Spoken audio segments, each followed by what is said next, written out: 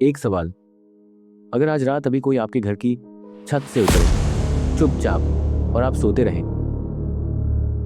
तो आपको कब पता चलेगा? प्रीति को कभी पता नहीं चला, उसकी मां को भी नहीं, और जब तक पता चला बहुत देर हो चुकी थी। 26 अप्रैल 2026, बलिया, हसनपुर गांव, रात के 12:30। और एक सवाल जो मुझे रात को सोने नहीं देता, क्या यह सब रोका जा सकता था? हसनपुर, बलिया जिले का एक छोटा सा गांव। अगर आप वहां खड़े होते उस दिन, तो आपको क्या दिखता? एक कच्ची सड़क, कुछ पक्के मकान, दूर तक खेत, और एक घर, बिल्कुल आम सा। इस घर में रहती थी सुशीला देवी, उनके पति अंतु गुप्ता और उनकी बेटी प्रीति। मैंने इस केस का पूरा साइकोलॉजिकल ब्रेकडाउन किया है, आप पिन कमेंट में देख सकते हैं। 23 साल, सोचिए आप 23 साल में कहां थे, क्या कर रहे थे? प्रीति की शादी हो चुकी थी, एक बच्चा था, और वो महीनों से अपने मायके में थी, अपनी मां के पास, क्योंकि घर में कुछ ठीक नहीं था। पर कुछ ठीक नहीं था, यह कहना आसान है, असलियत बहुत अलग थी। प्रीति के बारे में वो बात जो कोई नहीं बताता, शादी टूटना, यह सिर्फ एक कानूनी प्रक्रिया नहीं है, यह हर रोज की एक लड़ाई है। सुबह उठो और पहला ख्याल यही हो कि आज क्या होगा, रात को सोओ और आखिरी ख्याल भी वही हो। बीच में एक छोटा बच्चा जो समझ नहीं सकता कि मां की आंखें इतनी थकी हुई क्यों रहती हैं।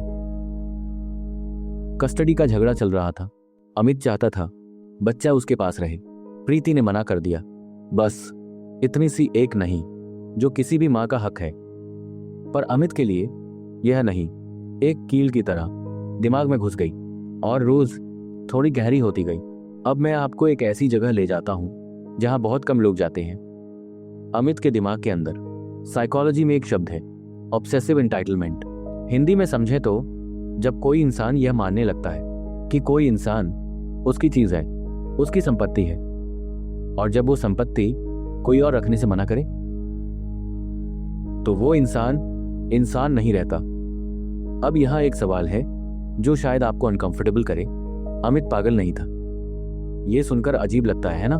पर सुनिए, पागल आदमी रात के 12:30 नहीं चुनता, पागल आदमी छत का रास्ता नहीं सोचता, पागल आदमी हथियार लेकर नहीं जाता। यह सब सोच के किया गया था पहले से, यही सबसे डरावनी बात है। वो इंसान जो अपने घर की छत से उतरा किसी की नींद में, वो हमारे बीच का ही एक इंसान था जो टूट चुका था, पर टूटने का रास्ता उसने यह चुना। 25 और 26 अप्रैल की हसनपुर गांव सो रहा था। अमित आया, छत के रास्ते, बिना आवाज के अंदर पहुंचा। प्रीति सो रही थी। सुशीला देवी अपनी बेटी की आवाज सुन के आई, जैसे हर मां आती है। अमित ने उन पर भी नहीं रुका। अंतु गुप्ता भी आए, उन्हें भी। फिर अमित चला गया, वैसे ही जैसे आया था, खामोशी से, रात के अंधेरे में। घर में पीछे 2 लोग थे जो अब नहीं थे, एक बुजुर्ग आदमी खून में जिंदा और एक छोटा बच्चा जो शायद उठ भी गया हो। सुबह एक पड़ोसी ने देखा, पुलिस आई, दोनों लाशें पोस्टमार्टम के लिए भेजी गईं। अंतु गुप्ता को वाराणसी के ट्रॉमा सेंटर भेजा गया। एसपी ओमवीर सिंह खुद मैदान में आए, 3 टीमें लगाईं, पर अमित जा चुका था। और एक चीज जो पुलिस ने नोट की, यह हमला इतना सोचा समझा था कि कोई शक नहीं था, यह प्लान था पहले से। अब मैं आपसे एक बात पूछूंगा और यह असहज करेगी। प्रीति कई महीनों से मायके में थी, मतलब परिवार जानता था, पड़ोसी जानते थे, रिश्तेदार जानते थे, तो क्या किसी ने कुछ किया? यह सबने कहा घर की बात है, घर की बात है। यह 4 शब्द हमारे देश में कितनी जाने ले चुके हैं। प्रीति 23 साल की थी, उसकी मां उसे बचाने दौड़ी थी, और हम देखते रहे, नहीं, हम घर की बात कहते रहे।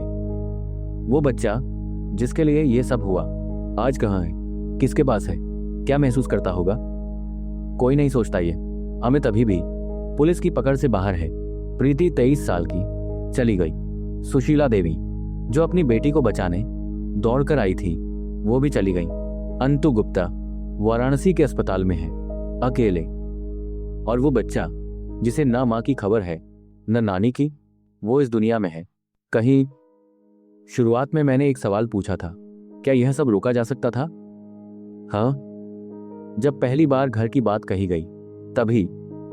अगर यह कहानी आपको अंदर तक छू गई तो एक काम कीजिए, अपने किसी ऐसे जानने वाले को जो किसी मुश्किल रिश्ते में है, आज फोन कीजिए, बस इतना।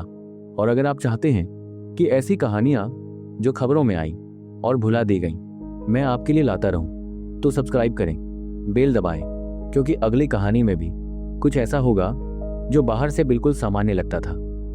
तब तक अपना ख्याल रखिए और घर की बात घर में मत रखिए।